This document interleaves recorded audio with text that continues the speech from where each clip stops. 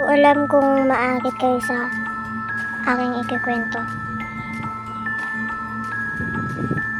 Sa isang baryo ng Lipa City, may bagong tayong daycare.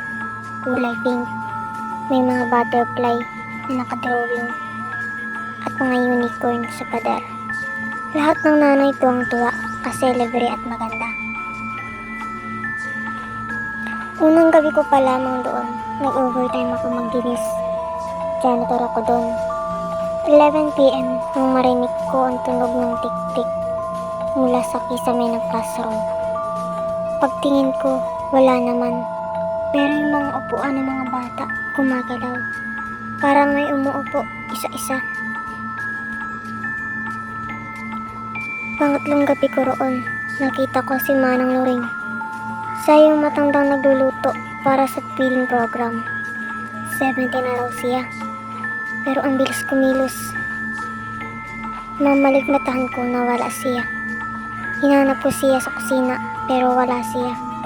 Pagtingin ko sa rep, may nakahilera na 10 piraso ng baby bottles.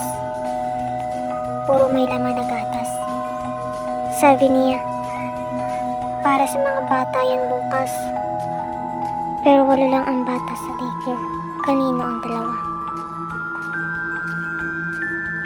Makalipas ang 7 araw, kabilugan ng buwan. Hindi ako dapat pumasok, pero naiwan ang susi ko.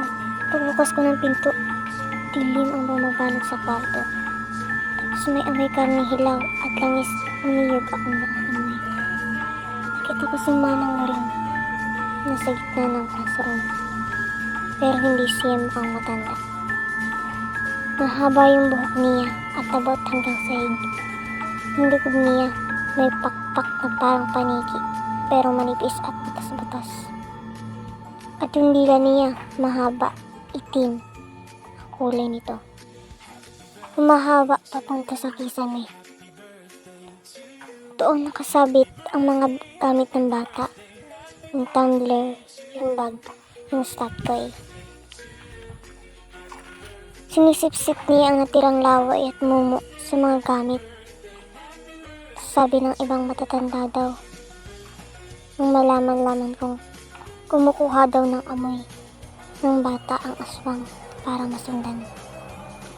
Lumingon siya sa akin, ngumiti. Panggabi ka pala, mabuti kulang pa ng isang gatas. Hindi niya ako kinain. Kinaumagahan, nag-resign ako.